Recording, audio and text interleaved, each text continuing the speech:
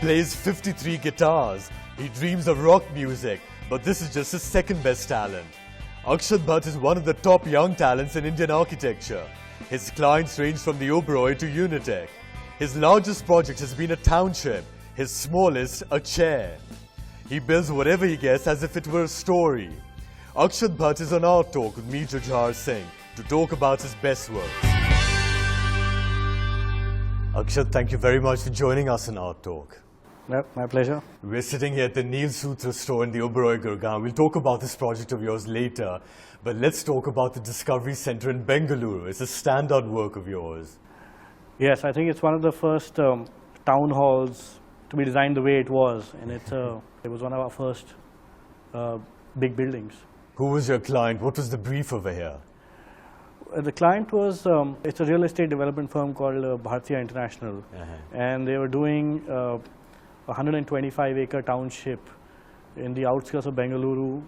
It's called Bhartiya City, and the brief was simple. He said, we want to talk about all the positives that are associated with new development, and we'd like to now start telling people about these new values of development through our first project, which would be the Discovery Centre.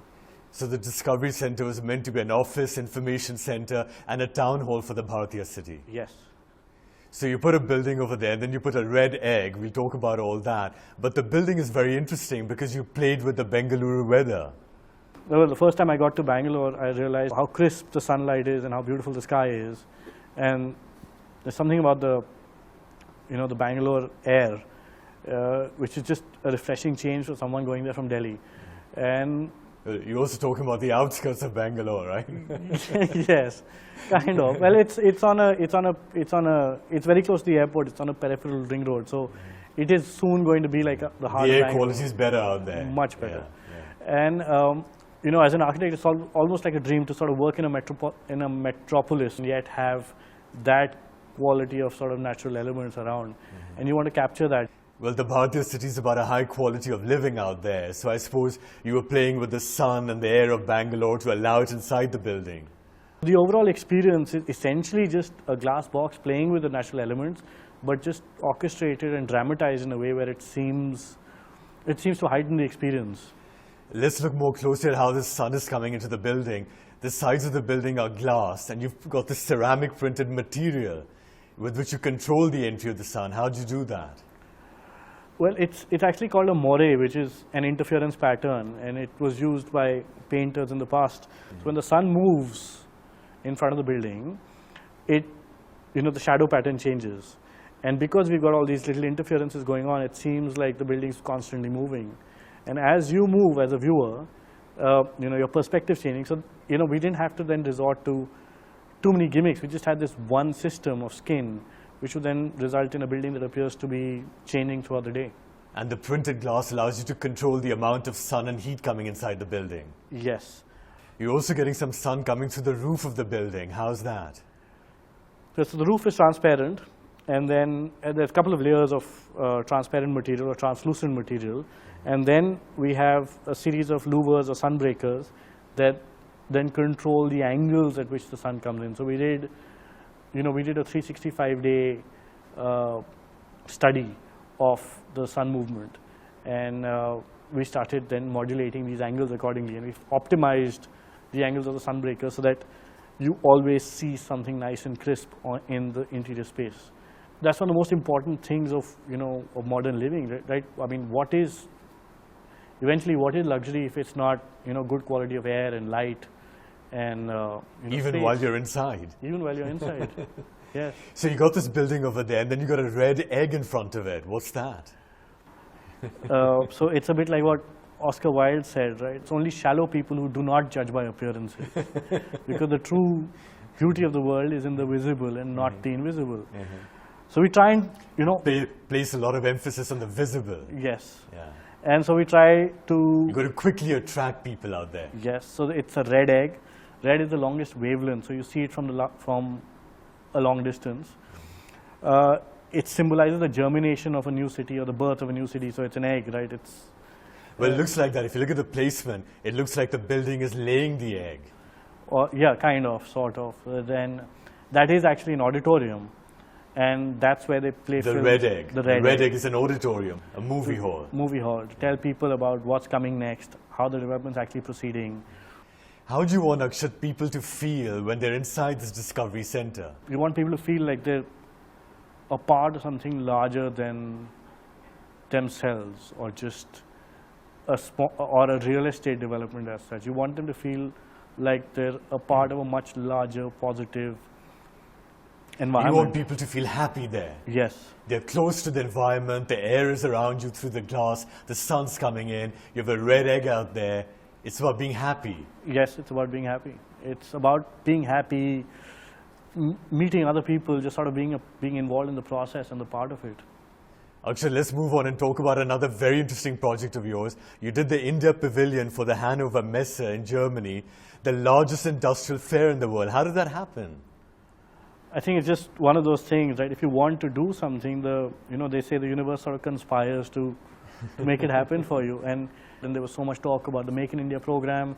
And as a designer, one would look at it and say, hey, this is really something that you'd want to do. And, the Hanover Messe grounds are almost like hallowed grounds for architects. So you have some of the best architects building some of the best buildings there, or country pavilions there. And, And I believe that your pavilion was just the best pavilion in the 65-year history of the fair. So I've heard, yes. What was the story you were telling here? What was the brief for the project? Well, the brief for the Make in India program, it was the best possible representation of the Make in India program. Yeah. And we realized we had to show this culture that's deeply rooted in the past, which is now trying to change and progress into the new millennium, or into new systems. So of course it's about... And to invite people to invest and make in India. Yes, it's definitely about committing to do certain things, about our commitments to deliver certain things to these people who'd come in.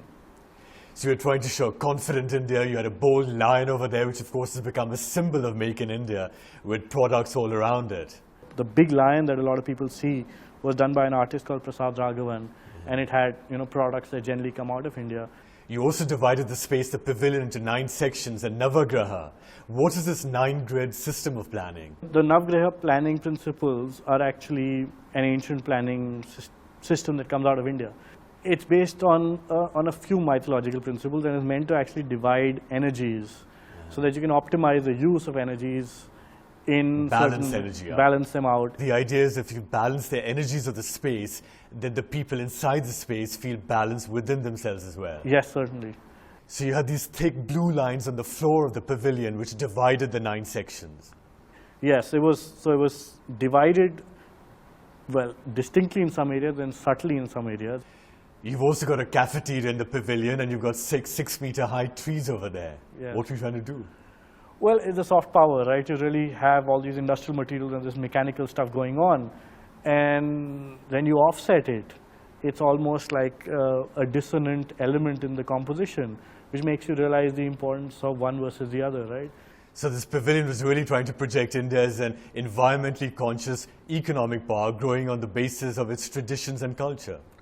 Yes, and if I can add to that, I don't think any dialogue on development today can be independent of a dialogue on environment and sustainability. But we often forget the dialogue on cultural sustainability, on our continuity. And so I think this pavilion actually, I think, was a lot about that dialogue as well. That yes, we are a part of the global development and we are a progressive nation, yet we are very conscious of what we bring to the table with our history and our heritage.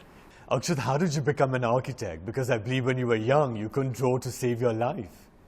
Well, I have 2 left thumbs still. And my uncle was an architect. And I went to his house one day, and by uncle, I mean he was a very close friend of my father's, and I went to his house one day and I saw him sitting on this giant drawing board with very interesting stationery.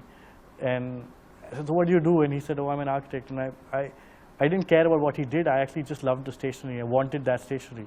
So my dad said, well, if you become an architect, you get that sort of stationery. So I just decided to do this so that I could get the stationery. So you weren't very good in drawing, but you were very good in fabricating a story, building a story. Yes, I could really weave a lot around a small little idea. You're now just 37 years old. You have your own architecture firm called Architecture Discipline. What's your design philosophy? Let's just say that we're very conscious of having a positive impact on people and their lives, and a positive impact on the surroundings of our buildings. So it's not just about what we do, it's about somehow managing to influence the area around you as well through whatever intervention you create. I believe you're also heavily into guitars and rock music. You own like 53 guitars? Yes, collected them over the years with great difficulty. Each one of them has a story, yes. You play them well? Not too bad. Music has helped you with architecture? Yeah, I think I got hooked onto music way before I got hooked onto architecture. So I was 13 when I first picked up the guitar. As I started listening more and more to bands like Tool and new metal, I started understanding polyrhythms, which are a series of melodic logics that are sort of overlaid, and they create their own. They're doing their own thing. With different rhythms which are playing simultaneously. Yes. But in a coherent way. Yes. And you feel that that's what architecture is about. I think yes, a lot of that, most of architecture and visual composition that is dynamic is about that. I realized that whenever I see like the work of a master, that you see a photograph or you see a drawing, and it's a two-dimensional or a three, it's a two-point perspective, but as you experience the space, there's just so much more to it, and that's the difference between a great work and an average work. An average work photographs very well. A great work just feels a lot more. Let's talk about this space where we're sitting, the Neil Sutra fashion store at the Oberoi Hotel in Gurgaon. You've designed this. What was the brief over here? Ashish and Deepika, when they first met me, they own the store, and when they first met me, they said, we have the store, and we're sitting next to Gucci and Burberry and Jimmy Choo, which are these sort of behemoths, as such, and like firmly established brands. So they said, we've come to you because we want you to create something which is definitely Indian, and yet has to have a design presence of its own. It should be able to attract attention in the middle of Jimmy Choo and Gucci and the others. Yes, it has to hold its own. So let's see what you did. Let's begin with the entrance. You put a 15 feet high zinc door. It looks like the door of a fortress. Yeah, well, it was inspired by what you see at most of the forts and fortresses in India. So you would have these timber doors which had sort of a thin film of metal sort of beaten all over them. And we had the shortest frontage. We had the lowest frontage. Everybody else has 20 feet. We had 15. So we made the giant opaque door to sort of make a statement. And to draw quick attention to the store. Yes. Your entrance is like a fortress, but the inside is like a hut.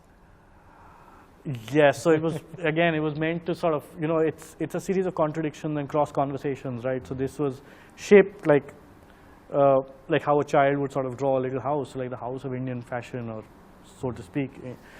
You used 11 different kinds of timber around here. Why is that? Because this is meant to be a curated store with a certain number of designers. So we were given the number of designers that would be curated. 11 designers showing their clothes here. Out of here, yes. So you used 11 timber. We used 11 forgotten Indian timbers. Yeah. Why forgotten? Well, I think we tend to not go by what is our material resource. We tend to go by what's available to us in the market. I think a lot of... What are these forgotten timbers you've used here? There's Paduk, which is like this bright red, almost sindoor-like timber. There's Safeda, which is eucalyptus. There's a little bit of poplar, and there's mango, and there's babool, which is basically a red kikar tree. So why they're forgotten? What are people using instead these days? I think a lot of design and especially the building industry design has become a lot about products available in the market and available off the shelf, ready to use and easy to use. Products like, wood like? Well, you have oak, you have timbers that are coming from Africa like Wenge. But what's the idea behind reviving these forgotten Indian timbers then? I think there's no... What's the statement you're making here? I think there's no easier way to make a cultural connection or the connection to the spirit of a place than to start using the materials that come out of that space. What's also interesting is that the store is called Neil Sutra, blue thread. Yes. So you've got a blue thread installation over here. Yes. This came from a friend who, who helped us with the brand.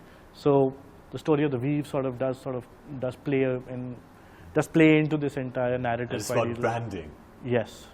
How do customers feel when they're out here? I've been told that there are people who come in very often, would like to sit in the store and order a cup of coffee or something to sip or drink or eat, and they'll actually call for things from stores like Gucci and Burberry and all, and they'll say, come and show us your wares here, because we'd like to just sit here. So sit over here and have a look at Gucci. Yes. What are your favorite 3 buildings around the world? Well, the first one, I have to say, is a small rooftop extension by a firm called Coop Himmelblau in Vienna. That's actually what got me started, because that's when I realized that architecture could be like energetic and mad and almost like, a performance in itself. The second one is the Centre Pompidou in Paris.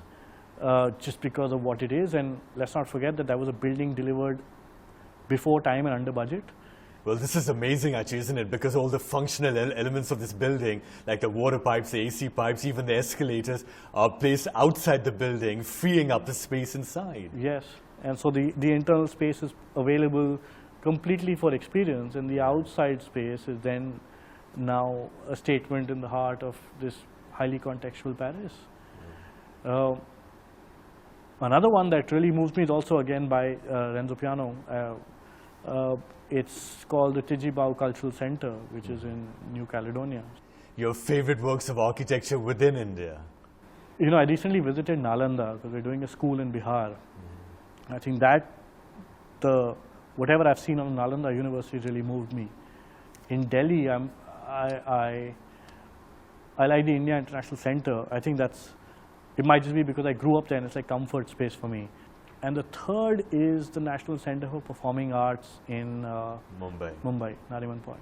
Let's now talk about one of your major projects now, the Hotel Mana Ranakpur in Rajasthan. It's a study in contrast, isn't it? You use this fortress-like stone and steel and glass. Yes, I mean we were trying to express time in that valley of Udaipur, and of course the most striking thing about that valley was the stonework and the bastions from all these forts and fortresses. You wanted to express that, that material, but also have something modern there and say, okay, how do these things actually interact and how would they move in time? And here's another contrast, because Rajasthan has a lot of these domes going into the sky. You've got a sloping roof. Why did you do that? Well, that was a contrast in composition because we had this old Haveli, a reconstructed Haveli sitting adjoining our plot. So we said, well, you can't really beat that because that's the real thing. So you started trying to contrast with it and create a dialogue within these adjoining plots themselves. What does the sloping roof do inside? For example, if you're sitting inside the restaurant of the hotel, what does the roof do for you?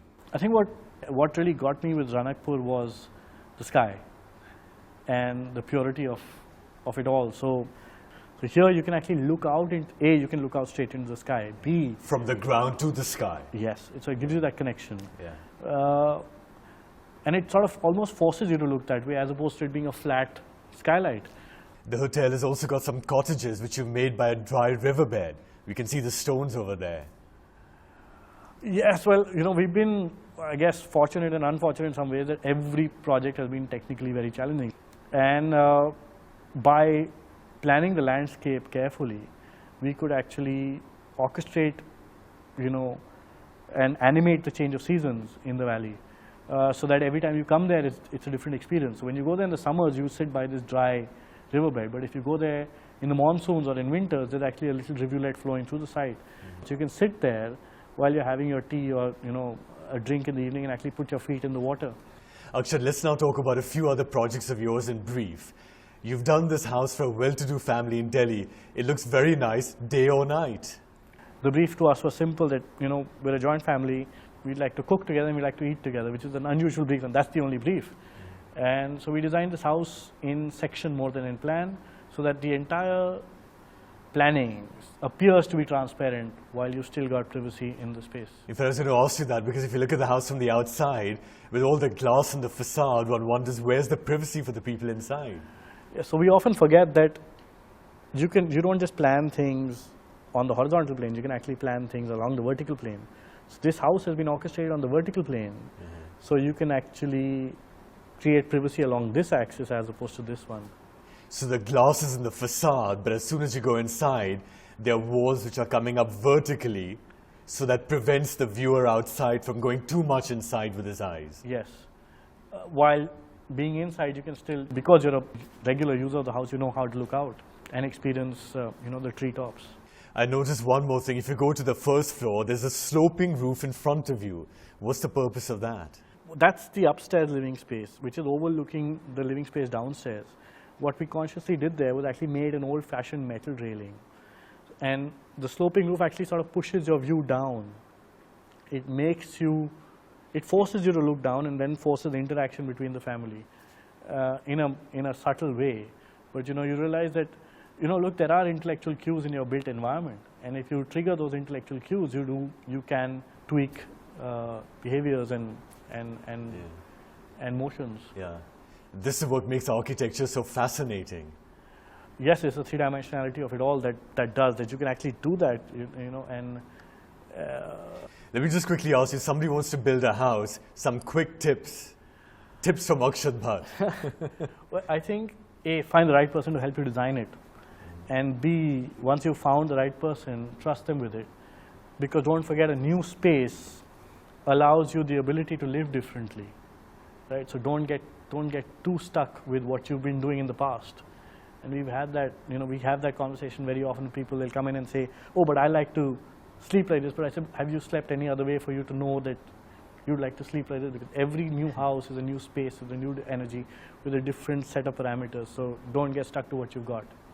You've done a very interesting art gallery in Delhi, Art District 13. I see that you use asphalt, which is the material with which we build roads. You've used it leading up to the gallery and on the flooring inside. And you've got a yellow line as well, like as if it's a road. Yeah, what are you trying to do over here? I think, art galleries tend to be like these standoffish white boxes or such.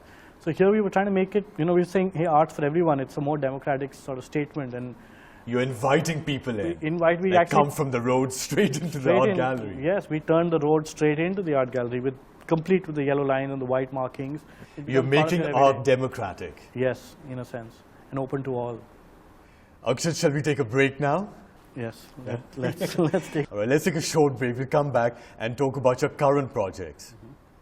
One of the top young architects in the country, Akshat Bhatt, is with us. We'll be right back on Art Talk.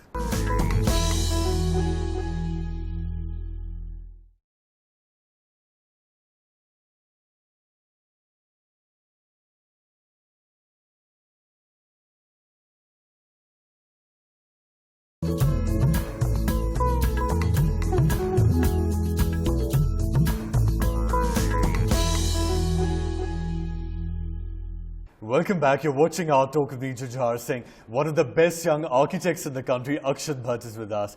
Akshat, what are the exciting projects you're working on now? We're doing a small performative arts pavilion in Bengaluru, which is a fairly iconic structure. Also doing an intervention in one of the oldest hotels in the country, the Oberoi Grand, at Calcutta. And we're doing there a public area. We're doing there all-day dining and bar, and that's an exciting project because you're remodeling a 200-year-old project, and you're working with, a fabled, legendary hotelier. And we're doing this third one, which is an urban regeneration project in Jodhpur. What is one project you'd like to do which you haven't been able to do so far? I'd like to do a healthcare facility in this country. A hospital? A hospital. How would you conceptualize it?